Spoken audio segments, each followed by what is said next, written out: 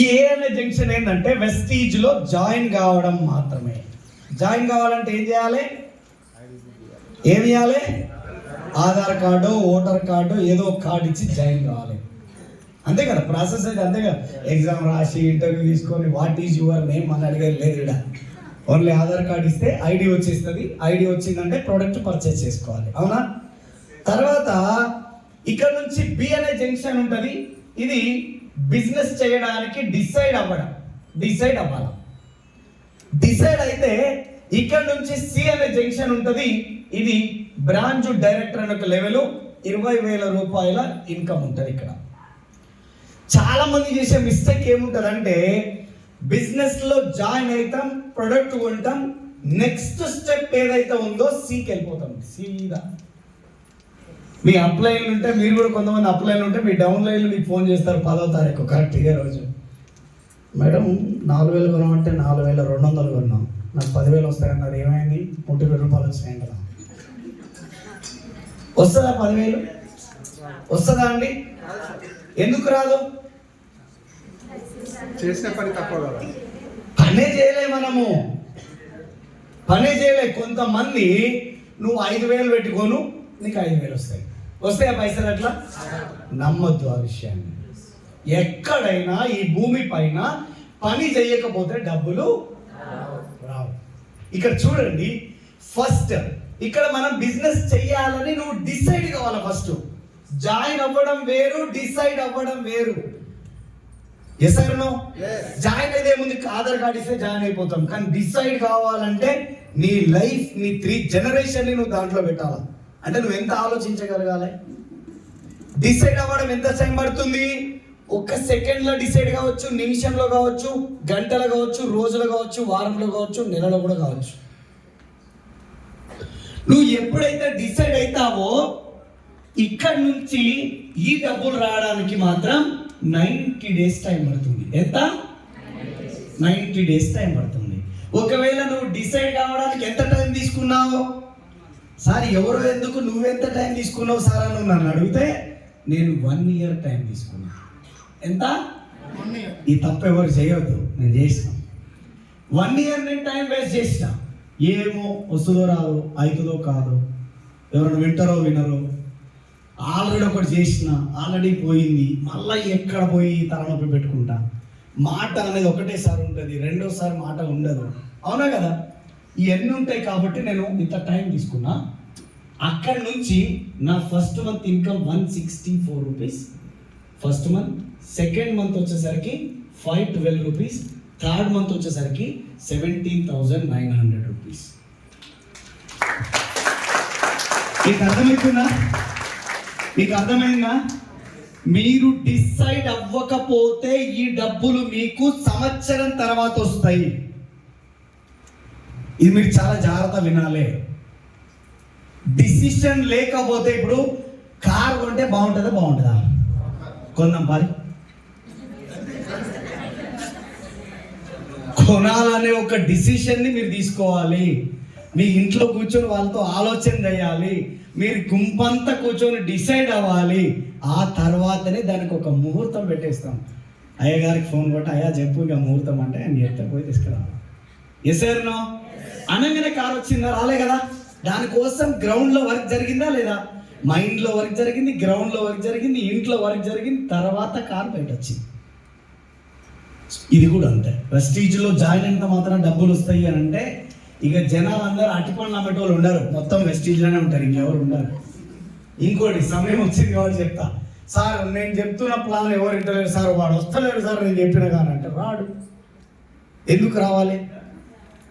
రెండో విషయం, ఆటో నడిపేటోళ్ళు అందరూ వచ్చి వెస్టీజ్ చేస్తే మరి ఆటో ఎవరు నడపాలి? మీరు RRR ఫంక్షన్ వాళ్ళకి ఎట్లా వచ్చారు? మరి వాళ్ళు ఆటో నడపడానికి ఎవరో ఒకరు ఉండాలి కదా. Yes or no? బస్ డ్రైవర్లు అందరూ వచ్చి బిజినెస్ చేస్తే మరి బస్ ఎవరు నడపాలి? టిఫిన్ సెంటర్ వాళ్ళంతా వచ్చి బిజినెస్ చేస్తే మరి టిఫిన్ సెంటర్ ఎవరు నడపాలి? ఎవరికైతే కళలు పెద్దగా ఉంటాయో, ఎవరి జీవితంలో అయితే అన్లిమిటెడ్ ఇన్కమ్ ని తీసుకోవాలనుకుంటారో, ఎవరైతే 3 జనరేషన్ ని ఫ్రీ చేయాలని ఒక గట్టి సంకల్పం చేస్తారో వాళ్ళే ఈ బిజినెస్ లోకి వస్తారు. వాళ్ళకే ఈ బిజినెస్ అర్థమవుతుంది. మిగతా వాళ్ళు రారు అని పరిశ్రమ కావద్దు, వాళ్ళు రాలేదని మీరు పరిశ్రమ కావద్దు. నా బామార్దే రాలేదు, నువ్వు నా బామార్ది కావు అనలే మర్చిపోయి. వాడు బామార్ది లెక్కనే ఉండాలా. ఎస్ఆర్ నో బిజినెస్ చేయనంత మాత్రాన బామార్ది కాకుండా పోతాడా అనొద్దు మీరు అట్లా ఎవరిని కూడా. ఓకేనా? వాళ్ళకి రాసి పెట్టి ఉండాలి, ఉంటే వస్తారు, లేకపోతే రాదు. సో ఇక్కడ డిసిషన్ మీన్స్ ఏంటనంటే, ఇక్కడ డిసైడ్ అయినాం ఇన్కమ్ రావాలి. ఈ డిసైడ్ అయినప్పుడే కొన్ని ప్రామిసెస్ మనం చేసుకోవాలి, కొన్ని ప్రామిస్ చేసుకోవాలి.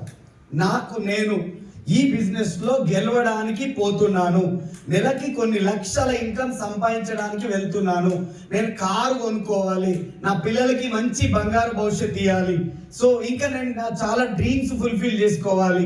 సో ఇవన్నీ మనం ఇక్కడ ఒక డ్రీమ్ చార్ట్ని రాసుకోవాలి. ఏమంటారు?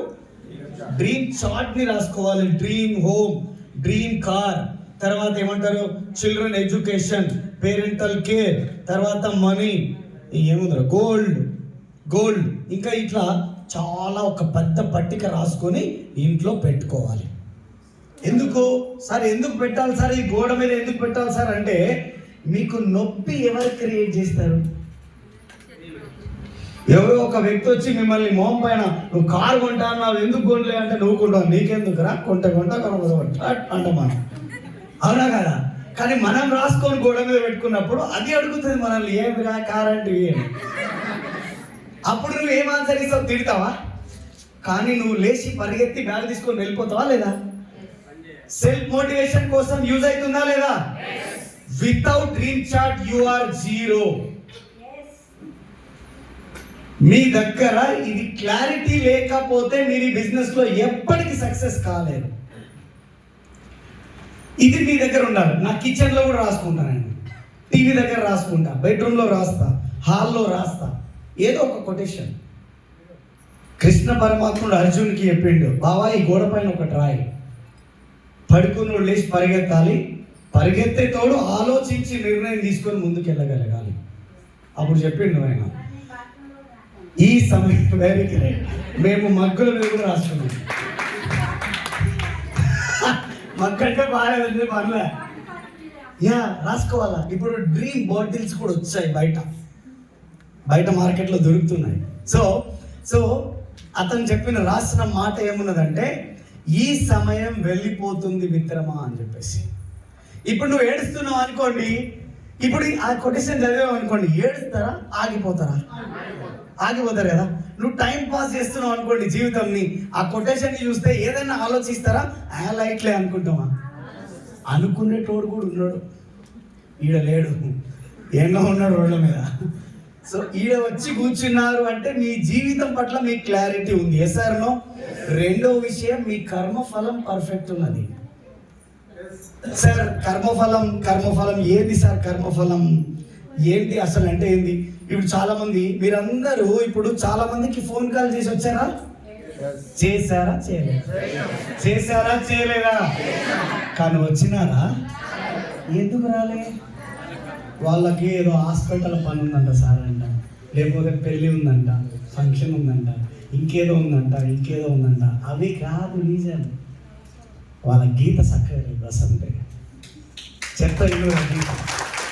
ఏమంటే ఒక ఊర్లో ఒక పెద్ద ఆయన ఉన్నాడు, ఆయనకు ఒక్కగాను ఒక అల్లారు ముద్దుగా పెంచుకున్న కూతురు ఉన్నది, ఒకే కూతురు.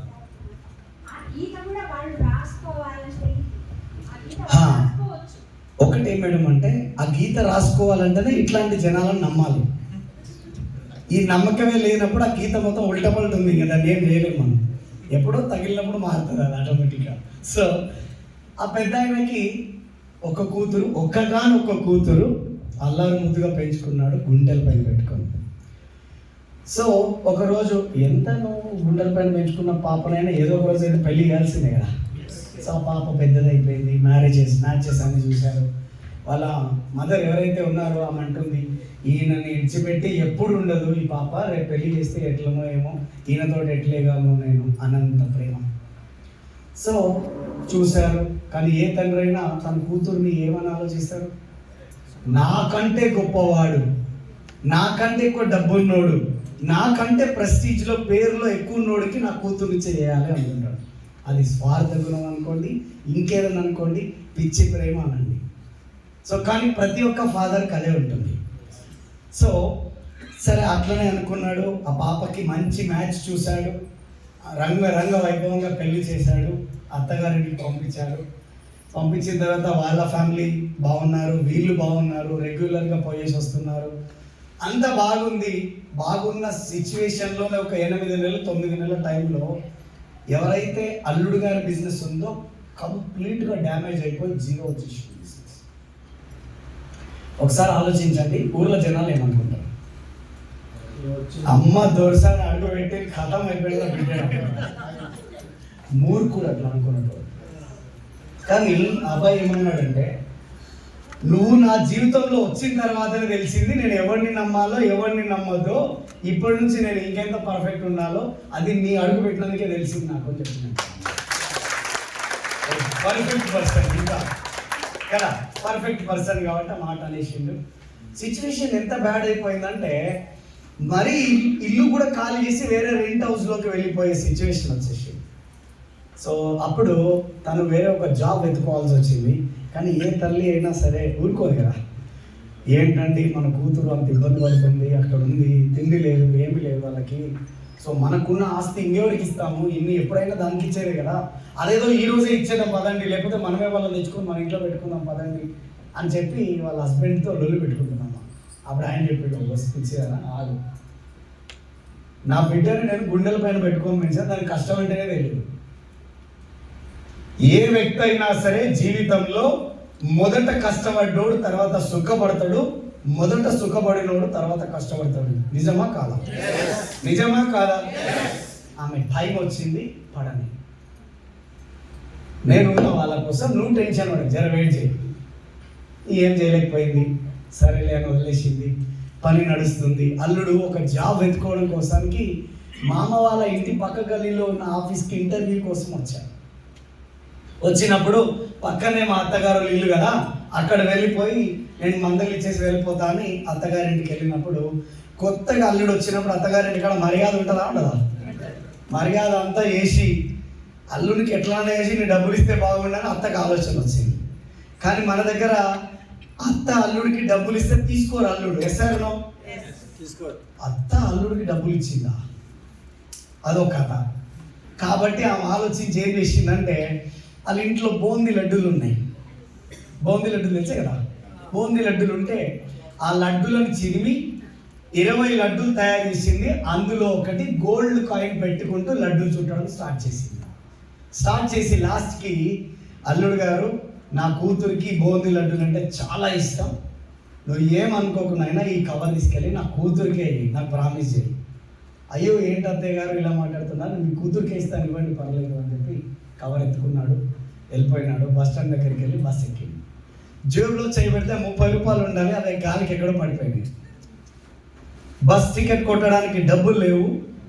బస్ దిగేసిండు, ఏం చేయాలో తెలియదు. నడుచుకుంటూ పోదామంటే 30 కిలోమీటర్లు, ఎట్లా పోతాడు? అటు ఇటు చూస్తే పక్కన స్వీట్ షాప్ కనిపించింది. ఈ కవర్ ఎత్తుకున్నాడు, స్వీట్ షాప్ దగ్గరికి వెళ్ళిపోయి, బాబు నా దగ్గర బూందీ లడ్డూలు ఉన్నాయి, కేజీ ఉన్నట్టుంది, ఇది తీసుకో, ఎంతో అంత డబ్బులు ఇచ్చేసి. అరే ఎట్లా అయిపోయారా, లెక్కంతా ఉల్టపట్ల అయిపోయి అనుకుంటారు కదా. సో పోయిండు, ఆ లడ్డూలు బాక్స్ లోపల వేసుకున్నాడు. ఓపెన్ చేసి చూస్తే ఫ్రెష్ ఉన్నాయి. ఓకే అని లోపల వేసుకుంటూ 500 రూపాయలు ఇచ్చుకున్నాడు. 500 తీసుకుంటూ బస్ టికెట్ కొట్టుకుని ఇంటికి వెళ్ళిపోయింది.